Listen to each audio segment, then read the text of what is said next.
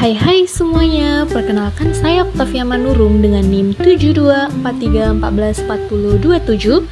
Pada kesempatan kali ini saya akan menjelaskan mengenai surat resmi beserta bagian-bagian penting yang ada di dalamnya. Nah, sebelum kita masuk ke bagian-bagian surat resmi, mari kita pahami terlebih dahulu apa itu surat resmi. Surat resmi adalah surat yang digunakan untuk keperluan dinas, organisasi, lembaga pendidikan, maupun instansi pemerintahan.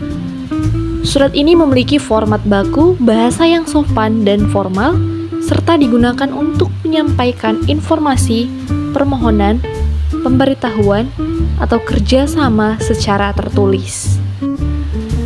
Nah, apa-apa saja sih bagian-bagian surat resmi itu? Yang pertama, kop atau kepala surat. Yang kedua, tempat dan tanggal pembuatan surat. Yang ketiga, nomor surat. Yang keempat, lampiran. Yang kelima, hal atau perihal. Yang keenam, ada alamat dalam. Yang ketujuh, ada salam pembuka. Yang kedelapan adalah kalimat pembuka. Yang kesembilan, ada inti surat. Yang kesepuluh, ada kalimat penutup. Yang ke-11 ada salam penutup. Yang ke-12 ada tanda tangan. Yang ke-13 ada nama terang. Dan yang terakhir itu adalah jabatan. Berikut ini adalah contoh surat resmi. Kop atau kepala surat. Kepala surat merupakan bagian paling atas yang ada dalam surat resmi. Bagian surat ini memuat nama, logo, alamat lembaga atau instansi pengirim surat.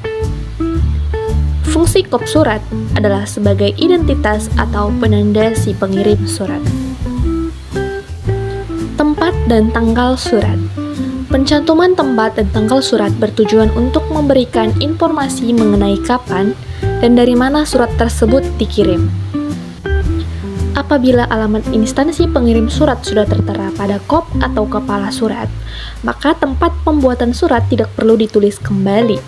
Penulisan hanya tanggal, bulan, dan tahun pembuatan surat. Nomor surat.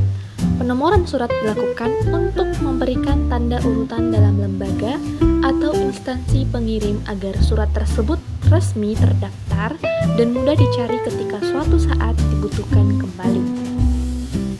Penggunaan nomor surat meliputi nomor urut penulisan, kode surat, bulan, dan tahun penulisan surat. Lampiran. Bagian ini merupakan penjelas bila ada berkas atau dokumen lain yang disertakan dalam surat resmi tersebut. Apabila tidak terdapat berkas tambahan, maka tidak perlu ada lampiran. Penulisan lampiran dapat berupa jumlah lembar, berkas, atau eksemplar dengan huruf. Model penulisan lampiran dapat ditulis di sebelah kiri atas setelah penulisan nomor surat. Hal atau perihal. Perihal diisi sesuai dengan maksud dari surat.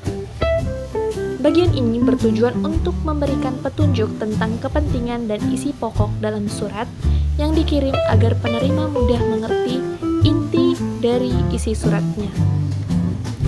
Alamat dalam. Alamat menunjukkan tujuan pengiriman surat dan identitas penerima surat.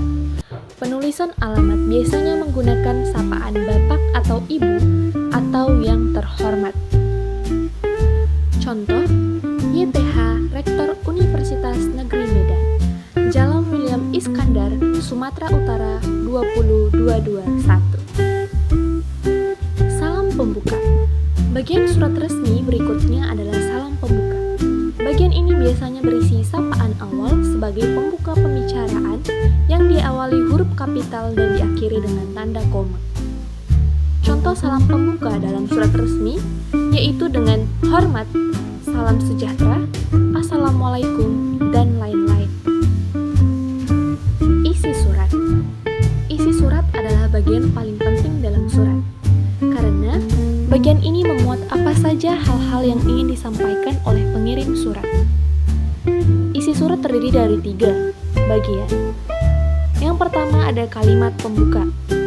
Yang kedua ada inti surat. Dan yang ketiga ada kalimat penutup.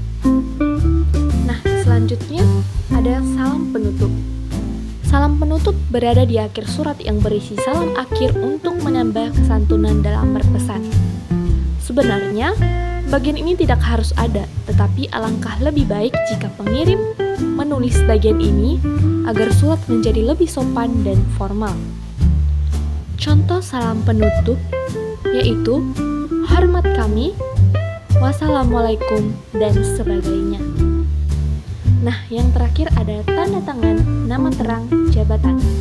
Bagian ini terletak di paling bawah surat yang menunjukkan siapa dan dari mana pengirim berasal. Tembusan. Tidak semua surat resmi memiliki tembusan, tetapi jika ada, maka bagian ini dimaksudkan agar surat disampaikan juga kepada pihak lain tersebut. Terima kasih.